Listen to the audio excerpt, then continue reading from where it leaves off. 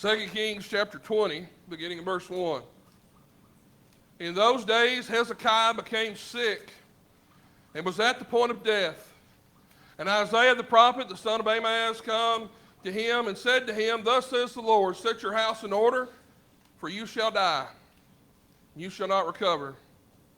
Then Hezekiah turned his face to the wall and prayed to the Lord, saying, Now, O Lord, please remember how I have walked before you in faithfulness and with a whole heart, and have done what is good in your sight. And Hezekiah wept bitterly.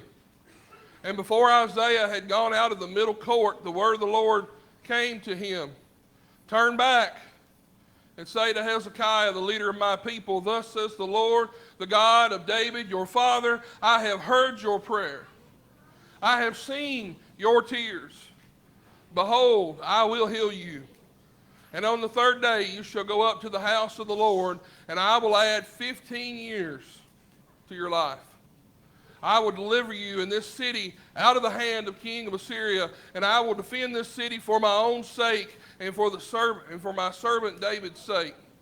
And Isaiah said, Bring a cake of figs and let them take and lay it on the boil that he may recover.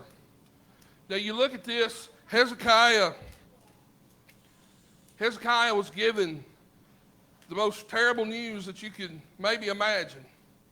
You get the call from the doctor, the test that was supposed to be routine, all of a sudden isn't routine.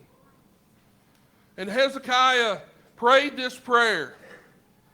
And even though he didn't say specifically, God, would you heal me? God, would you take this sickness away from me? You kind of get the idea in the process somewhere of that weeping bitterly. Whether audibly with words or in his heart, he asked God, could you change this? Could you save my life? And Hezekiah got maybe one of the most awesome answers to a prayer you could imagine. I mean, the answer was almost immediate. And it was one of our favorite words. You know what that word is? Yes. I mean, who doesn't love a good yes? God, can we do this? Yes. God, can I have this? Yes. God, can you keep everybody in my family safe and healthy? Yes. I mean, who doesn't love yes? Yes is a wonderful answer. But if you lived any length of time, as I have, you understand that not every answer is yes. You see, if I got your hopes up there for a minute thinking the sermon was going to be about yes this morning, I'm sorry, but as my loving son Colin would say, won't, won't. Today I want to talk about no. Now, no isn't as exciting as yes. Often when we think about no, it just gives us this kind of yucky feeling, doesn't it? I don't want no. I mean, there's a very famous best-selling book out right now entitled How to Get to Yes. We love yes. We want yes. But oftentimes, when we ask God for something, the answer is no. And this morning, we're going to look at some people who asked God for something specifically. And God did not give them what they asked for. And the question I want to ask this morning with this sermon is, why? Why might God say no? Why might God say no to us? And I hope that through maybe looking at the answers, it may not make the no any easier, but at least maybe it can help us to grow and to understand more about not only the God that we have, but what we need to do to serve Him. So that being said, I'm going to look at 5 reasons this morning. I don't know that this is an exhaustive list. You could probably come up with more or better reasons than on this list, but I think every one of these that I picked out this morning is something that each one of us has dealt with or will deal with as something in our lives. And I hope that these things can bless us. Now, the first reason why God might tell us no.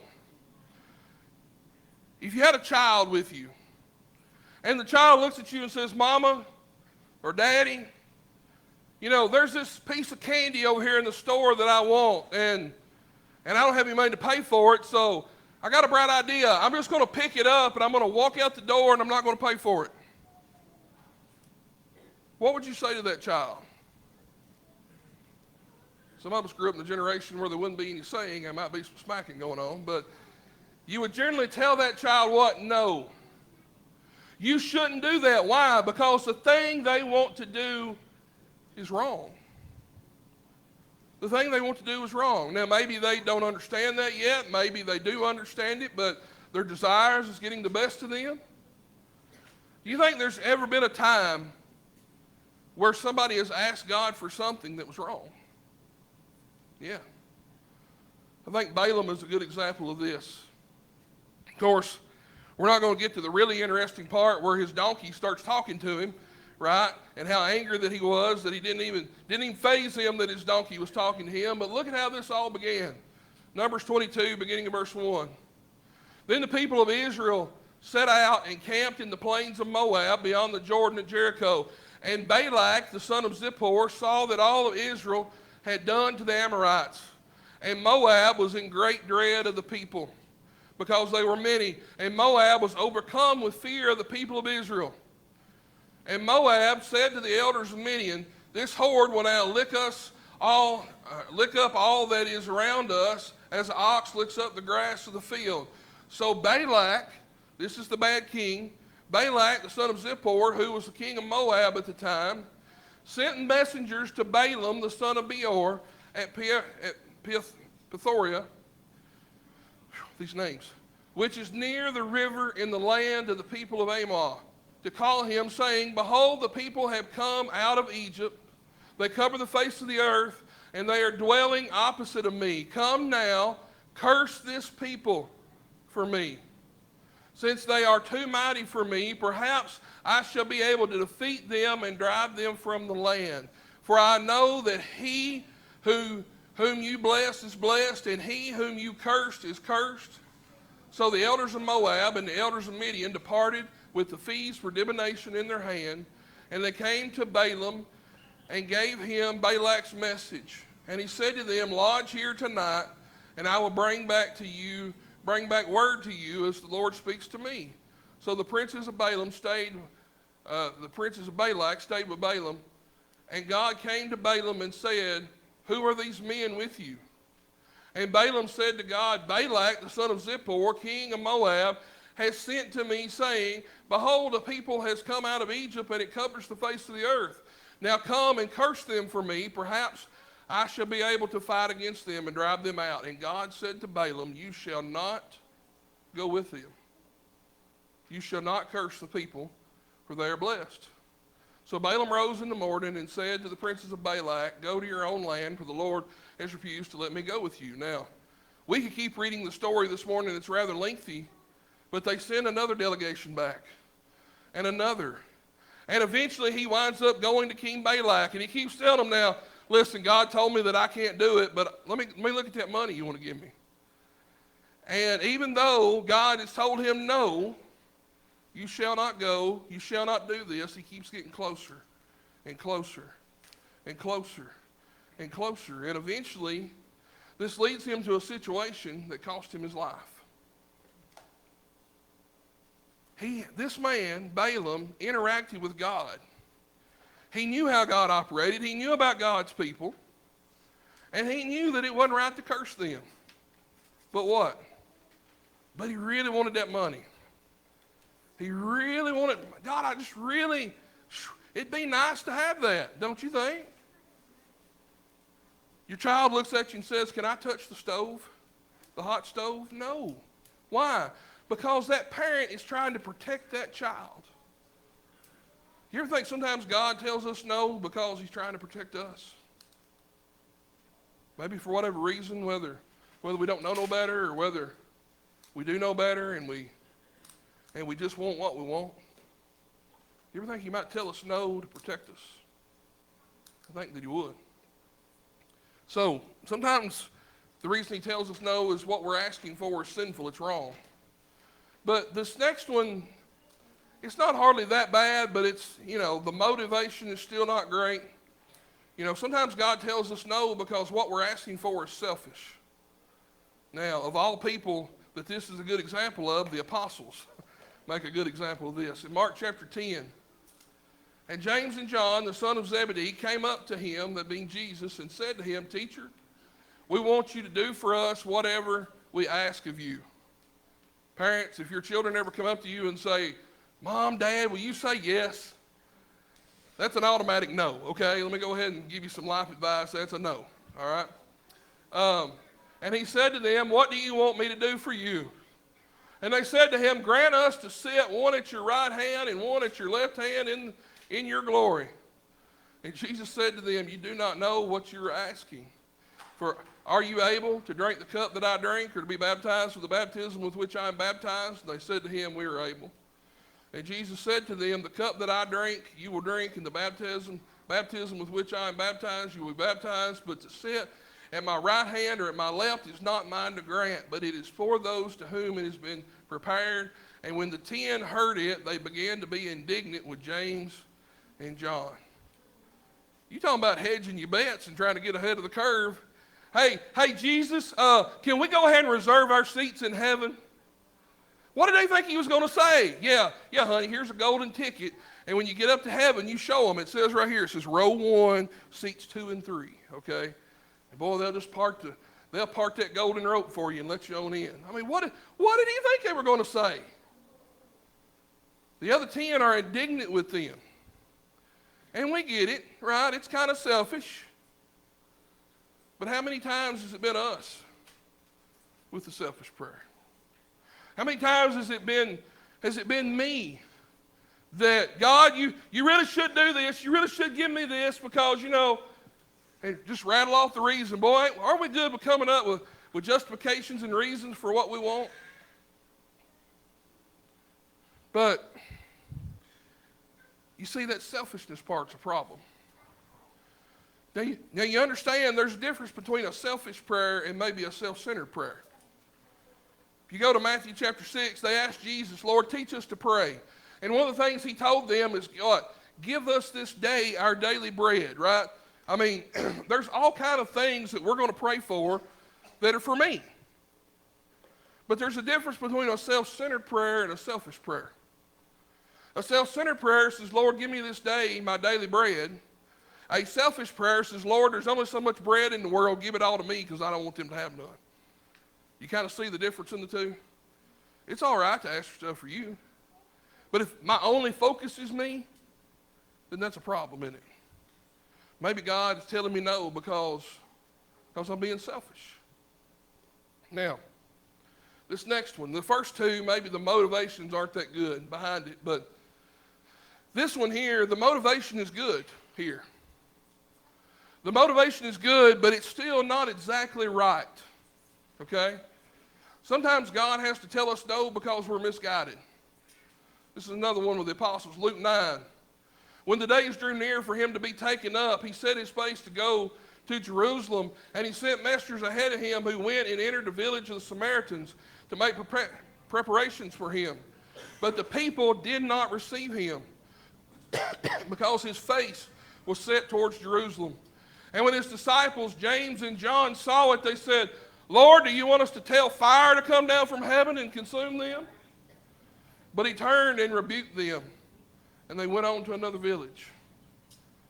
Now, this is not selfishness here. Why are they upset? Why do they want to call down fire from heaven? Because they are mistreating our Lord. They did not receive him. They're snubbing him, if you will. Lord, let's just get them. Okay, the motivation's good.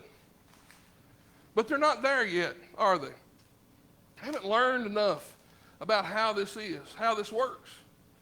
You see, it's possible for us to be kind of on the right track, but not be there yet. I had a situation a couple weeks ago. We were making supper. Annetta had fixed, I forget what it was, but I'm literally in the kitchen standing there putting plates together. And one of my children, one of my lovely, lovely children walks up to me, oblivious to what's going on, and looks at me and says, Daddy, can I have a snack?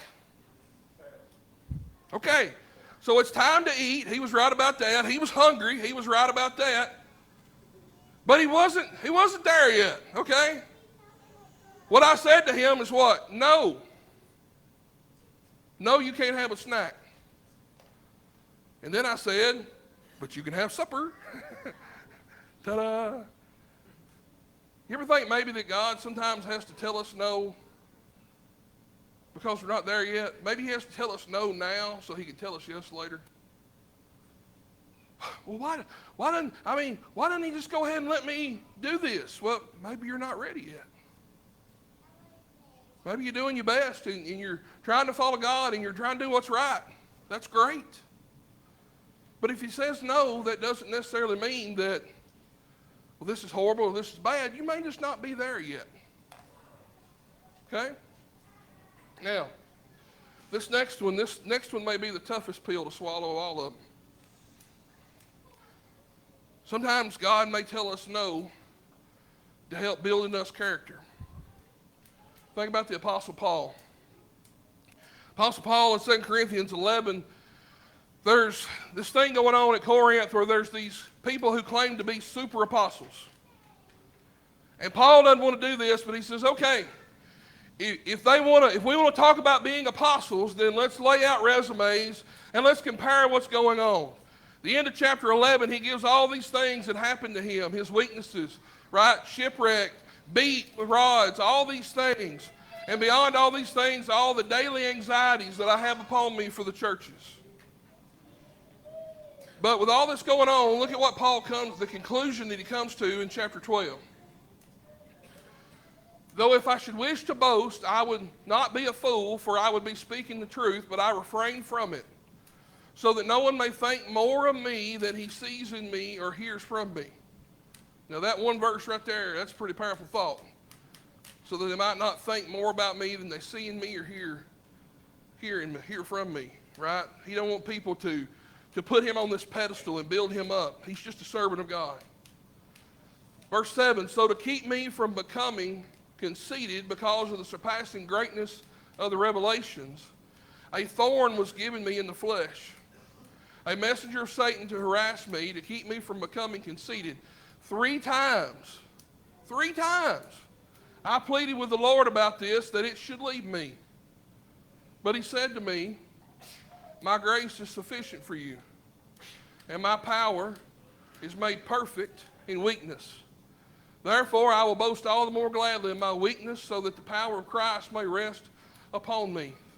For the sake of Christ, then, I am content with weaknesses and insults and hardships and persecutions and calamities. For when I am weak, then I am strong. Why didn't God take the thorn away from Paul? There's been a lot of debate over the years what that was. I think it's his eyesight. It doesn't matter what the thorn was. The point is that he's trying to serve God. And I can imagine Paul in those 3 prayers saying, Lord, I could do a better job serving you if you take this away. My physical body would work better if you take this away. I could cover more ground in today's time. I could preach to more people. I could physically do a better job without this thorn. And he was probably right. But it's not all about the physical, is it? You ever wondered if God maybe has told you no or told me no at some point in our lives just to make us better people? What if telling us no is the thing that we need to make our faith grow? What if God is more concerned with my character than my comfort? Let me say that again. What if God is more concerned with my character than my comfort? What if no allows me to grow my faith? What if it allows me to be more spiritual?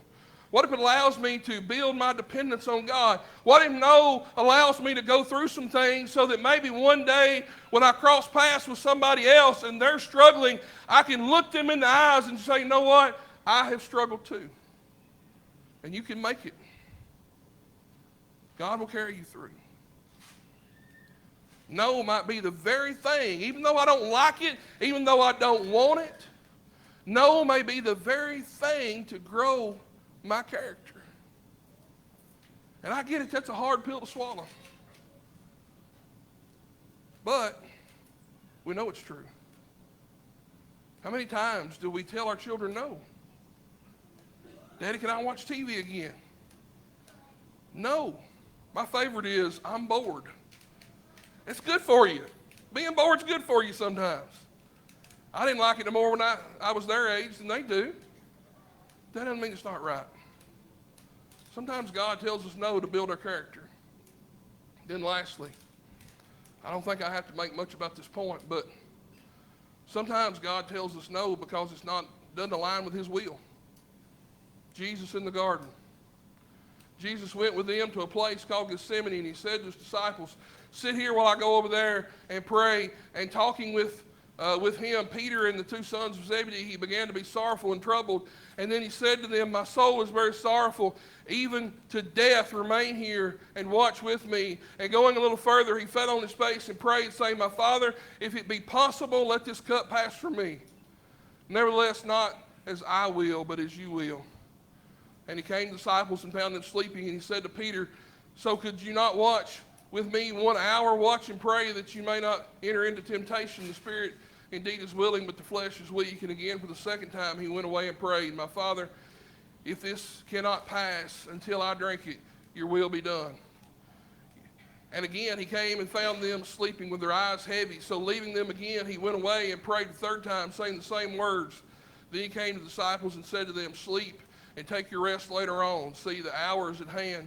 The Son of Man is betrayed in the hands of sinners. Rise, let us be going. See, my betrayer is at hand. Where would we be right now if God had said yes to that prayer? We'd be lost. And I know I've been talking about God saying no, and in our minds almost, if God's going to say no to this, I shouldn't ask it. There's still value in asking the question. I think Jesus knew the answer before he asked the question. This is more about pouring his heart out to God and being with the Father and letting God know this is killing me. And in his case, it was going to kill him. But the no was still necessary. And maybe for us, maybe it may be a great idea. Maybe it may be a great thing. But maybe it just don't line up with God's will. And if that's the case, then I would do well to take that no in stride and to keep my faith and to keep following after him. You see, we looked at all these reasons why God may say no. And I think you get the idea, but James puts it so eloquently. Count it all joy, my brothers, when you meet trials of various kinds, for you know that the testing of your faith produces steadfastness. And let steadfastness have its full effect, that you may be perfect and complete, lacking in nothing. I want you to focus on that word produces. Because I think sometimes God looks at us and says no because it produces something in us. No has helped produce faith in me and help me grow. And yes, it's hard, and yes, it's a struggle, and all those things. But Paul said these light momentary afflictions are not worthy to be compared to the glory that we'll have someday. I don't know what kind of afflictions you're going through. Maybe you got told no this past week and you're struggling with it. I don't know what you need, but I know that when you come to God and pour your heart out to him, he's not going to tell you, no, I don't love you. No, I'm not going to listen to you. No, I'm not going to be there for you. He's going to say yes to that. If there's any need that you have today, I don't know if it's coming down front, if it's going out back, pulling somebody aside, having a phone conversation after church, but do not leave this body of people. Don't leave it without help if you need help this morning. We can help you up front here. Come while we have this invitation song.